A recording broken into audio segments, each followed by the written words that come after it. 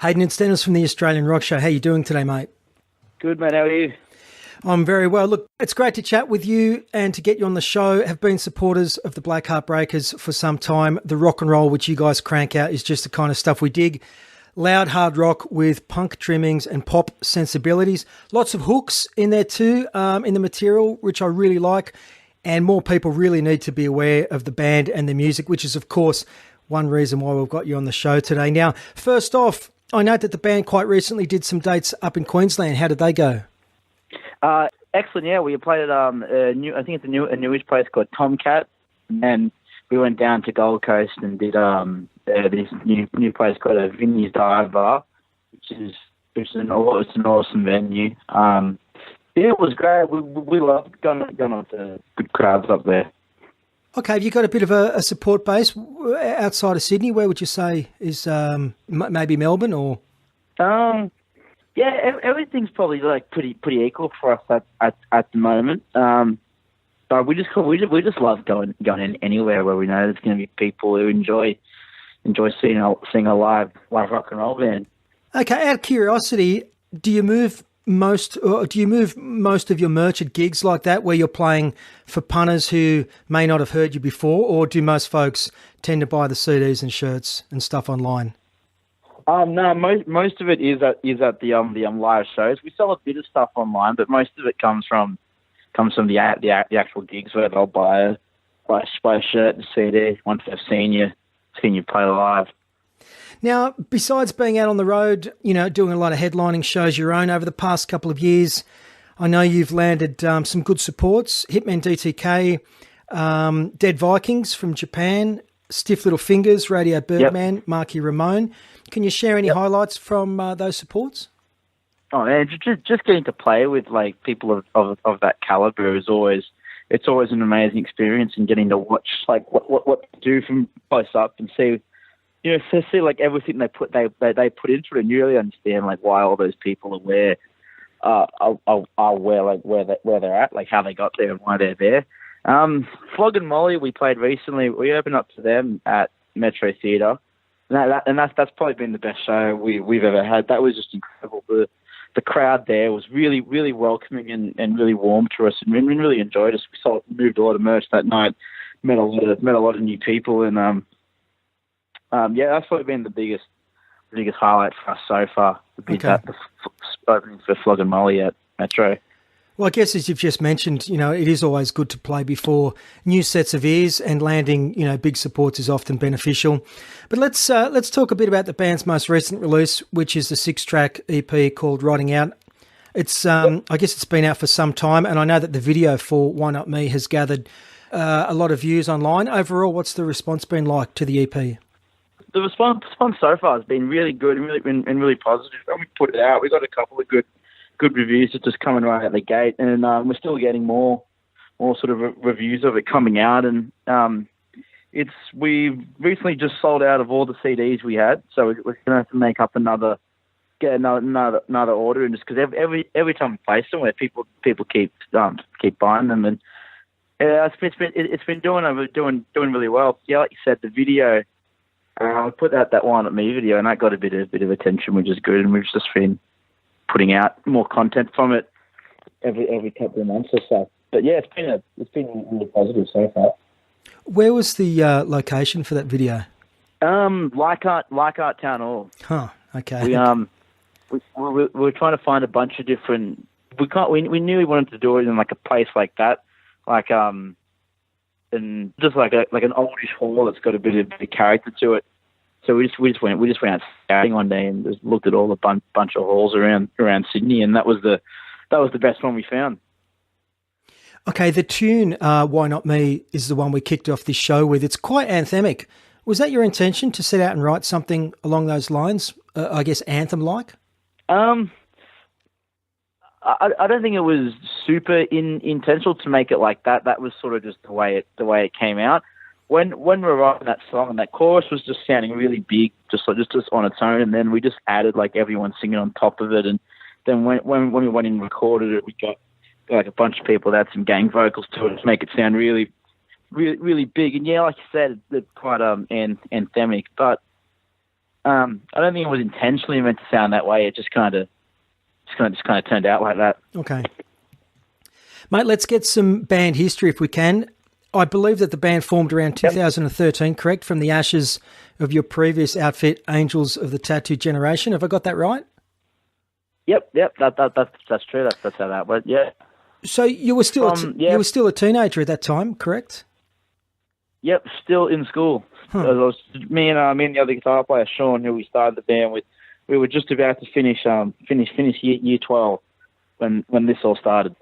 Okay, so that previous band of yours, Angels of the Tattoo Generation, yeah, I guess being in a band at such a young age can be a great learning experience, rehearsing, live gigs, self-promotion, etc., etc.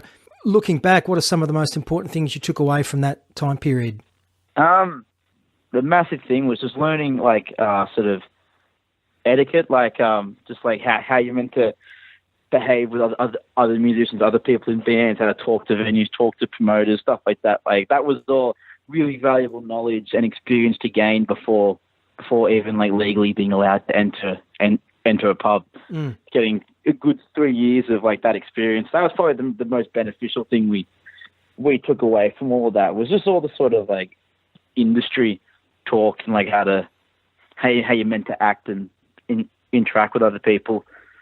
So it really put you in good stead for the Black Heartbreakers, didn't it? Yeah, it did. Yeah, and as well as, like, getting to have that much sort of, like, playing experience before being 18 was incredibly beneficial as well. But really getting sort of, like, practice was just amazing. Okay. So personally, how did you first get into rock and roll? Was it via a friend or a family member? I think it was through school, actually. The primary school I went to had like a music class every Thursday or something, and you had to play an instrument. And I picked guitar, and from there, I had a teacher at school. And he just started showing me, like, basic AC/DC songs, Angel songs, and stuff like that. And I think from right then, I was just into it, just hooked. I think that's how it first started for me. It's all kind of blurry now. So am I correct in assuming you're the main songwriter in the band? Yeah. How does your songwriting process work? Do you jot down lines when you see them, or when something cool or interesting pops into your head? Yeah. So, like, whenever, like, an idea or something comes to me, I'll just quickly put them down in my phone, just, like, write up some notes or something, or just some lyrics, or even just, like, an idea for a song. And then I'll be at home or something, just, like, mucking around on guitar, and something will kind of stick, and then I'll go back and look through my notes and try to find some like lyrics that'll match, like, the music that I've come up with. What can you? It's like a mix and matching process. What can you tell listeners about the other guys in the Black Heartbreakers? Eddie on bass, Ando on guitar, and Ben on drums. Ando, you mentioned before, Sean Anderson has been with you since the very beginning. He's a great guitar player, and I think his slashing solos are a crucial component to the overall sound of the band. Absolutely, yeah. Me and Sean started the band. It's been me and him the whole time, and he's got a very particular, like, sort of way that he plays guitar, very, like, rockabilly kind of influence, and a lot of jazz stuff thrown in there. So, like, we'll often have, like, him doing slightly more complex chords or something over me doing something a bit more basic, which is a big part of our sound. Is that sort of two guitar kind of thing. And you got Ben on drums, who just loves to smash drums. So, people, every time we've ever played a show, we've always got someone who'll come up to us and tell us how fun it is to watch Ben play. And with Eddie too, he plays a lot of, like, walking bass lines rather than just doing the typical punk thing to sort of stick on the root, or, like, something like that. So he's often got more like moving around lines going over, like, the guitar's playing something more straightforward. And you put all that together, and I guess it comes out like us. It's great that it's not, stereotypical. I think all those components work really well. But where did the band name come from? Can I assume it's inspired from both Joan Jett and Johnny Thunders? It definitely would be. I honestly can't even really remember how I came up with it. I remember it was just like, trying to come up with a bunch of names, and that was one that was thrown out by someone, and now and that was when we liked the best, so we've just stuck with it. Okay. Now, the band's bio lists influences such as the Ramones, Social Distortion, Cheap Trick and the Beach Boys, which for some of us tells us, really all we need to know. And I do note that the band have recorded a cover of the Beach Boys' Barbara Ann. Where has the love of the Beach Boys come from? I think because all of us in the band are a big fan of 60s pop and rock music, and it's a big fan of vocal harmonies, just like in general. And it's pretty hard to beat the Beach Boys when it comes to 60s pop and vocal harmonies. So they're just a band that all of us have loved. And whenever in rehearsals, we always muck around playing Beach Boys songs and learning Beach Boys songs as practice for our vocals and stuff. Well, we just can't get enough of them, really. For us, they're just like a perfect example of everything rock and roll should be. Simple songs, not overly complicated, and catchy melodies. Is that your favourite Beach Boys number, or? Barbara Ann? No, it's probably not my favourite song by them, but it's a fun one to play because you can really kind of push it harder live. It's just like a punk song, really. For me, it would be Sloop John B. or God Only Knows. Just superb. Those are two very good ones. We actually play Sloop John B sometimes in our band practice. Really? You'll have to get that up on video. I think people would be interested in that. well, I'm trying to one day. It's a pretty hard song to get down. There's a lot of stuff going on, but it's fun. It's fun to muck around with. Okay, now I know it's some time back, Hayden, and with a different lineup, but I do want to take a break and crank something from your 2014 debut album. It's long been one of my favourite Black Heartbreakers tunes, and the track is the guitar-charged song called 17. I purposely wish to play it as I think it's one of the strongest cuts you've recorded, and I really want more people to hear it. Can I get you to intro the song 17 with a little background info, please? Yes, 17 was a song that Sean started off coming up with, and it was just kind of about like not being 18 yet, and we weren't really able to go out and do everything we wanted to do. And it's a fun song to play live. Really get to slam it out. It's a good one. It's a good rock and roll track. Going back 5 or so years now and lifted off their self-titled debut, that is Sydney's Black Heartbreakers with the song 17. Ronnie Simmons on bass too, I might add. Yes, yeah.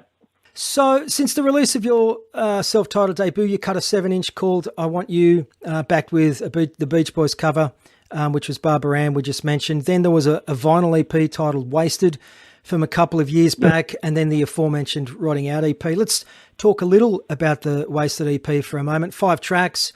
Bad Monkey is a really solid tune, as is Modern Girl, yet for me, Bring Me Home was the standout with much commercial appeal. Yeah. I think that tune is as good as example as any of the Black Heartbreakers. Sounds super catchy. It's got a sing-along type chorus, flashy guitar work. 2 thumbs up from me, mate. I just love it. Excellent. Thanks, mate. Those are some nice words. Now, that EP along with Rotting Out have been, are they self-released or they were put out on local label Cottonmouth Records? They've all been self-released except for Wasted, which is done on Cottonmouth. Okay. I am curious to know if there's ever been any interest from major or mid-sized labels over the past 3 or 4 years? No, not too much. But it's not something we've really been going out and like try to really get a hold of or anything. But if there is anyone interested, we'd love to know. Well, I guess, having major label support in today's modern age isn't as crucial as days gone by, yet it does seem harder than ever for bands to get noticed. How do you find it? Yeah, it is just harder because there are so many more bands now, and like but at the same time, the internet means that you can show your music to anyone in the world at any time. So there's a lot more like smaller niche markets that have kind of come up. As much as I'd hate to call rock and roll potentially a niche market, but you don't need necessarily to get like major label or radio support to find your fan base or your crowd. I guess, mate, as a songwriter, can you look back at your releases and see a progression there? Yeah, I think the songs are definitely getting better and stronger, which is really good to hear in your own writing. I think everything this band does, like each next thing we do, is just getting better than the last one we did. Okay, now I think I've seen some recent live footage online of new material which you've played recently. What can you tell us about new songs and if and when the next release will be out? Yeah, we're working on we are working on some new songs at the moment in rehearsals and stuff. Just kind of slowly putting together the start of what might be a next EP or another single or something coming up. We'd like to get something out, something new out by the end of the year. It's just a matter of getting the songs together and deciding how we want to release it, what we want to do. Yeah, it's in the works. There's more material in the works. Good to hear. Are there plans to tour outside of Australia? Yeah, there is. We really want to go to Europe. Europe is something that we're working on, as well as a UK tour. Okay. We almost did it last year, but just there were some things that got in the way, and we had to push it back a bit. But that's definitely in the works. That's something that we're really keen to get out and do, see the world. I hope that eventuates. And mate, whilst we are talking touring and live dates, I might make mention of some upcoming gigs which I wish to plug. This Friday, the 31st of May, Black Heartbreakers are on at the Hideaway Bar in Enmore. Thursday, June 20th, you play the Tote in Melbourne, and on June 28th, Black Heartbreakers play Hall's Halfback Book and Records out there in Dee Why on Sydney's Northern Beaches. That's it, yep. You know, I think back in the early to mid-'80s, I used to shop there as a kid, as a teenager, believe it or not. I never knew the halfback setup still existed, so there you go. That's awesome. Mate, I listen to a lot of rock and roll, and in my opinion, the Black Heartbreakers, who've been at it a while now, are finely tuned, and I firmly believe that the band could be anything, and given the right set of circumstances, could shake the rock world and then some. And I reckon you guys are building up to something big, and I eagerly await to hear the new material you've just spoken about. Excellent. Thank you. So I guess if any fans wish to learn more about the Black Heartbreakers, they can head to blackheartbreakers.com.au and hit you up on Facebook at facebook.com/Black Heartbreakers. Yep, find us there, send us a message or whatever, and come to a show if we're playing near you. Hayden, thanks for your time today. Every guest on our show gets to choose a song by an Australian band. Something significant to you, what would you like to choose and why? I reckon I'll go with Mr. Damage by The Angels. Wonderful. Why have you chosen that? That's probably my favourite Angels song. That song just really slams. There's just something about that song. It's got a real good, just a good energy to it. It's really an aggressive too, but then the chorus kind of like mellows out a bit. I reckon it's just the perfect Angels song. Brilliant. Thank you for your time today, mate. Keep doing what you're doing. Lots of us out there dig it, so please keep in touch. Thank you very much.